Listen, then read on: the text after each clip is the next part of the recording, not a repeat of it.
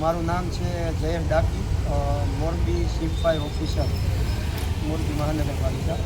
આજે ફાયર સિસ્ટમના અભાવ, જે ફાયર એક્ટ પ્રમાણે જે ફાયર સિસ્ટમ પોતાની સેફ્ટી માટે લગાવવામાં આવે છે એ વારંવાર ડૉક્ટર નીતિન બુદ્ધદેવ કરીને નામ છે, પાર્ક પ્લાઝા પાસે અત્યારે હાલ અમે ઊભા છે.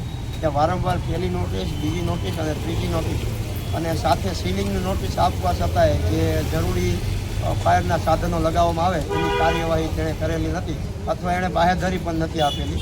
એના અંદાજે અત્યારે આજ ભાગરૂપે આજ રોજ અમે એને સીલિંગ કરેલ છે. અગાઉ નોટિસ આપી હતી, કોઈ જવાબ અત્યાર સુધી આપ્યો નથી, એટલે સીલિંગની કાર્યવાહી કરવામાં આવી છે.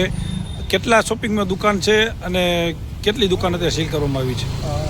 અત્યારે જે શોપિંગ છે ચાણક્યપુરી નામથી ઓળખાય છે અને બીજો અને ત્રીજો માળ અત્યારે સીલ કરવામાં આવ્યો છે.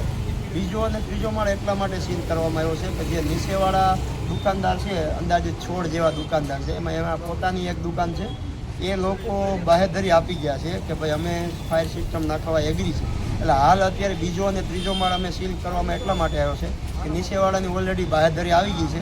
જે બીજો અને ત્રીજો માળ જે ડૉક્ટર સાહેબનો છે એણે હાલ છતાં જવાબ પણ નથી આપેલો કે બાહેધરી નથી આપેલી કે ભાઈ અમે ફાયર સિસ્ટમ નાખવા એગ્રી છે. જે નીચેવાળા છે એ એગ્રી છે, પણ સાથે એને કોઈક એનો શોપિંગનો પ્રોબ્લેમ છે એ પોતે જાતે સોલ્વ કરવો જોઈએ, એ અત્યારે એગ્રી નથી, એના લીધે અત્યારે સીલ કરવામાં આવે છે.